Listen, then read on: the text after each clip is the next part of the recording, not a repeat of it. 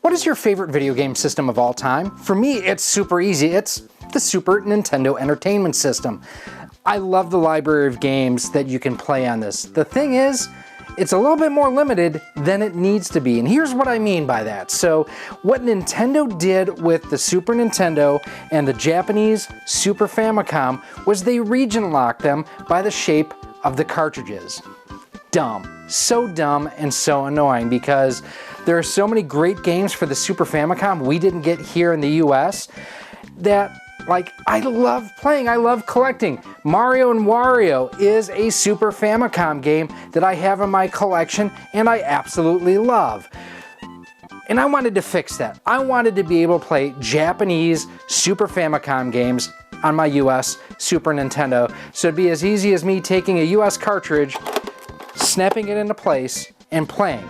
I wanted to be able to do that with the Japanese cartridges for the Super Famicom, but unfortunately, I just can't do that.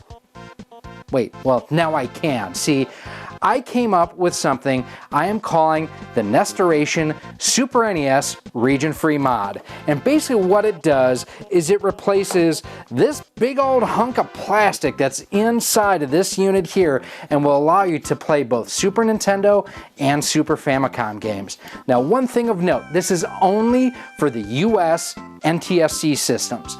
So it'll work with the it'll work with the Super Famicom games on the US Super Nintendo. It will not work the other way around due to the shape of the cartridges. I'll show you a little bit more on that in a little bit. It also will unfortunately not work with PAL Super Nintendo games. This is only going to allow you to play Japanese Super Famicom games on a US Super Nintendo. With all that out of the way, let's take a closer look at how I got rid of this and how this now plays imports. So here we have our Super Nintendo on our bench, and one of the things I want to point out is kind of what we're fighting here. So again, here's just a Super Famicom and a Super Nintendo game. And as you can see here, not only are the shapes of the cartridges different, on the Super NES when you have these two tabs on the back, the Super Famicom doesn't have that. So the reason why this is there is region lockout. So this pops in here just like it should. Now, the Super Famicom will physically fit in the slot, but it doesn't drop in all the way, and I'll show you why in a moment. Also, one of the things I want to point out to you as well is I actually have a Super Famicom handy, and this mod will only work with this Super Nintendo. So, as you can see, that pops in no problem.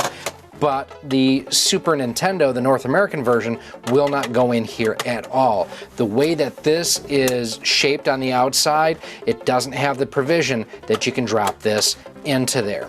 The other thing, this conversion kit is only for the North American Super Nintendo Entertainment System, this guy here. It will not work on the PAL version of the Super Nintendo because it does not convert the signal from NTSC to PAL. So if you have PAL Super Nintendo games, you won't be able to play those on here. Those are still not going to work. This is only so you can use Japanese Super Famicom games on North American Super Nintendo consoles. With that out of the way, let's dive into our system. To get inside of our Super Nintendo, we're just going to need two tools, a number 0 Phillips blade screwdriver and a 4.3mm security bit, or game bit, this is also called. Now, when I did this same video for the Super Nintendo Junior, I misspoke and said 3.8mm. You need the 4.3. I do apologize for that. Now, I do also have a parts tray I'm going to use to kind of keep all my screws together. I also 3D print those. And then the NEStoration region mod kit. So we'll show you that in a close-up here in a little bit. To get inside the system, there's 2, 4, 6 screws that we need to undo.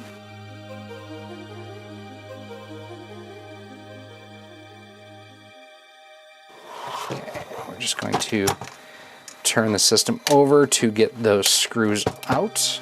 Okay, now that we have all of the screws out, we are going to open the system. And well, these are the only two tools you will need. You may find like using a forceps or a hemostat or something like that makes one of the steps we're going to cover here in a little bit easier.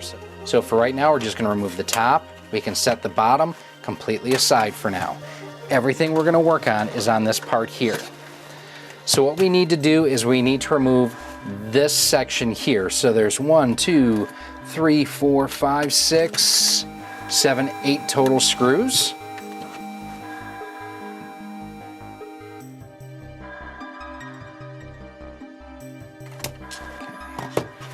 Now when you remove that screw, this plate will fall out. That's completely normal. Don't sweat that. And now with this, we just have to remove these 2 screws here. Where the Super NES Junior is more like the Nintendo 64 for installing a region-free tray, there's more to the North American Super Nintendo.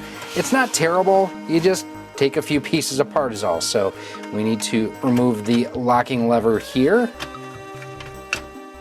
And as you saw, this whole thing is pretty much loose at this point. We have a spring right here, and this is the part where it may be helpful to have a needle nose pliers or tweezers, or I'm going to just use an X-Acto knife to basically grab the spring here. There we go. And I'm just going to come in here with my pliers, grab the back side of the spring. Do not lose this, you absolutely need that. So with all those screws, all those pieces out of here, the original tray can lift right out, and we do need to transfer a few additional items. The main thing here is the reset button. So to do that, there's a tab here and here.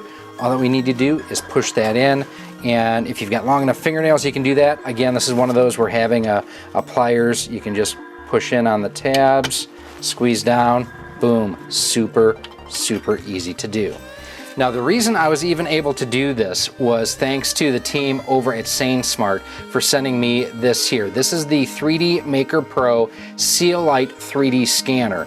And basically what I did is I pulled this piece out of the system and I scanned it. I basically set this on a turntable and it spun, and I used this to capture this design, import it into my computer, and this got me 90% of the way there. I still had to do some additional tweaking and adjustments. So one of the things that I did first and foremost is I made this and this 2 separate components. I don't need this joiner piece, and frankly, you don't need this joiner piece in there. So this and this, on my version, 2 separate pieces.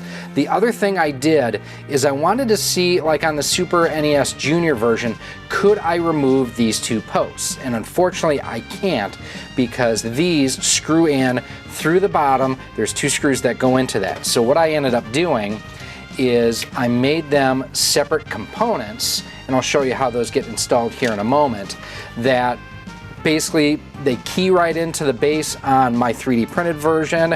It helps you get everything aligned, and you don't need to hold it in place while you're threading the screws. So again, huge thanks to SainSmart. I will have a link down below to where you can check these out. Now they do have the SealLite and the Seal. Check them both out for smaller items. That's what this is for. This is almost too large for what this is, but I was able to get it taken care of and modeled, as you can see here. So here are our 2 components, and here you can see what I was talking about, where this is now a separate piece from this. So first and foremost, we are going to reinstall the reset button, and that just pops right in here. Okay, now that is installed there. You want to make sure that this moves freely. If it doesn't, if it binds up at all. Now, one thing, I do go through these, I clean these up. These are handmade, hand assembled, hand printed, and I do check for clearance. If this binds up, it will most likely be around this round post.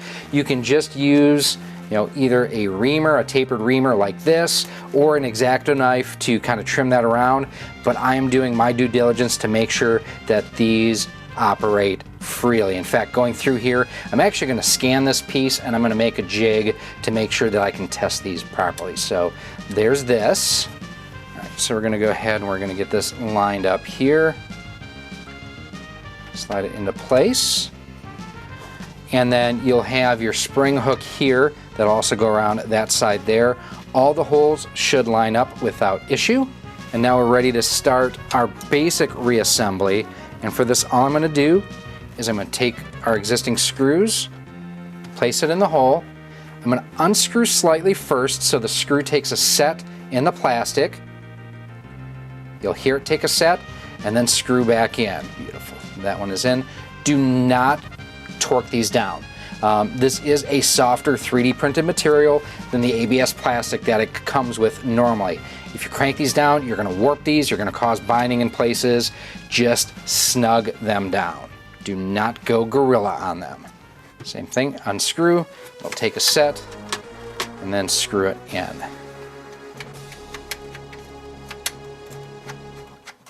Yep, that's working exactly like it should be. Beautiful.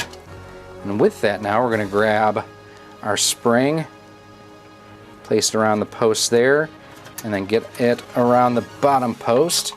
I'm sorry for my fat fingers, probably going to make it a little bit hard to see that. There we go. Beautiful. Actually went on a lot easier than I thought it would. There we go. Perfect. Now we're ready to go ahead and install the main component here. Now, before we do this, what I'm going to do, take our standoff posts and we're going to pre-thread them. And there's two different ways you can do it. You can use the security bits. You can use one of the Phillips head screws. They are the same pitch roughly on the screws. I'm going to use the Phillips head screws just because I feel like I can get a little bit better bite on the screw head. And what we're going to do here is we're just going to start threading this in slowly. I'm going to hold this in place with a needle nose pliers, and all I'm going to do is I'm cutting the threads in here. Now, when I print these, I do have it where the threads are cut into the print, but this still will make it easier when you actually go to do the installation. So there we have that. Back it back out. Now, I would recommend doing this by hand. If you use like I can feel right now, there's actually heat coming off that screw. If you use a power screwdriver, you could overheat and deform the molded or the 3D printed composite here. And don't squeeze too tightly when you're doing this. You're basically just trying to make sure that this component doesn't rotate. As if you do hold it too tightly, it'll deform the plastic, screw up how the screw threads are cut. That sort of thing there. Now that these are pre-threaded, I'm going to install them on the tray itself. And there's a couple different ways you can do it. You can try to like angle it in and set it into place. You can come in and just try to drop it straight down. I find the angle tends to work the easiest for me. And there's 3 alignment tabs on here, and I did that just to make sure that it's easy for everybody to install. We have one installed. Now we're going to get the other installed.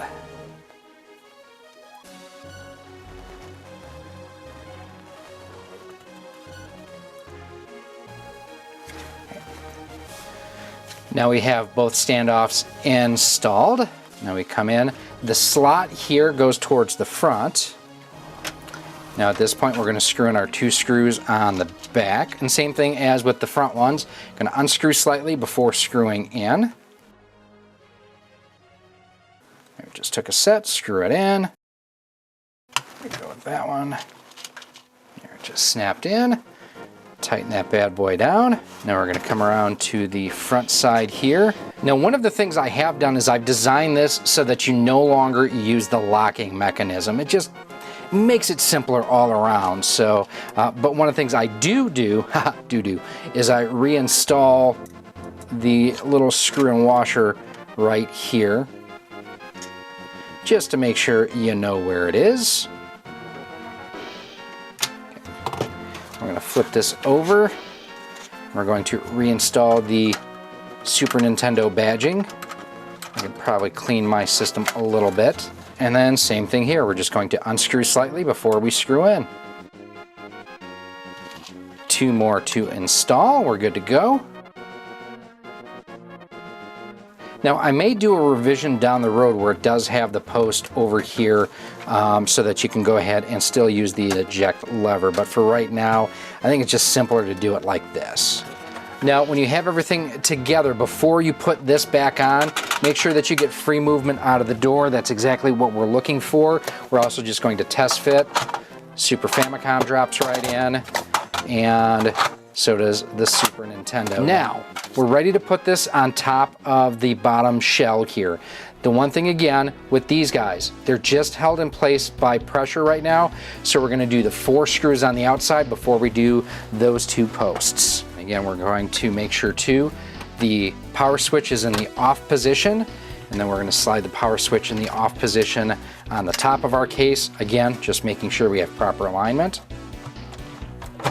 Drop everything on here, flip it on over. And then to reinstall the screws, I'm going to do 1, 2, 3, 4, 5, 6, or 6, 5, or 1, 2, 3, 4. So star pattern on the outside screw holes.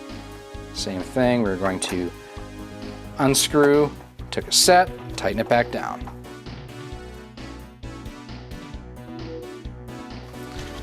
And now we'll get the middle 2. Okay, now that we have the screws all in, flip it on over, and again we're just going to double check that everything fits like it should and works as it should. So here's our Super Nintendo, locks in, pops out, beautiful. Super Famicom, beautiful. Let's hook it up and test it out. We are ready to go ahead and test it out. Now, one of the things I did do is I did pull out my Super Nintendo Junior that I've also done this mod on. Check that out right up there if you have a Super NES Junior. Great little system, love this machine.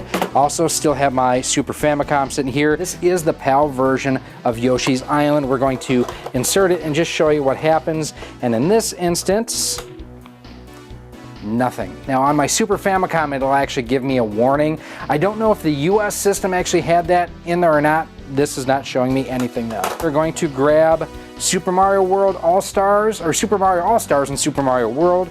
There we go. We're working exactly as we should be. We do have a copy of Wild Tracks. Power it on. There's our Nintendo logo. We are up and running. I love the fact that I've finally been able to crack this code. This is something that when I started 3D printing 2.5 years ago, I had 3 things I wanted to do. I wanted to design hangers for my Mickey Mouse ears that me and my daughters have. I wanted to design a holder for the Famicom Disk System Disks, which I'll show you right here on screen. I've done that. And the final thing I wanted to do was make a region-free kit so I could play Super Famicom games on the Super Nintendo, and I have now done that. Now this is going to be available on my website on screen right now, along through my Etsy store. Now prices are a little bit higher through Etsy simply because the selling fees are just higher. I apologize, kind of need to do that, but I hope you understand there. If you buy directly through my website, that is going to be the least expensive way. Also, I would not be able to have done this without the help and assistance from SainSmart and sending us the 3D Maker Pro SealLite scanner. I've tried to draft this by hand in the past, and without having this point of reference, this would have been impossible. The fact that I could also go through and do things like cut off the support posts and then design it where they keyed into place, you know, I love that I was able to come up and do that. And then to print this, I've been using SainSmart's own PLA, that's the type of plastic, and then printing on the Creality K1 printer that they sent us as well. I'll have that link for you right up there. Now, I'm super geeked about this, like I say, and yes, I will admit, I know that you can go in and snip off the tabs and everything. I don't want to destroy original equipment if I can avoid it at all possible. This maintains the integrity of the original pieces if you still want to have those, but give you the added functionality of being able to play both US and Japanese games on your US Super Nintendo. Now, if you didn't see our original NEStoration Super NES Junior mod that I did to this system, I'll have it linked for you right up there. Make sure you check it out and let me know, what do you think?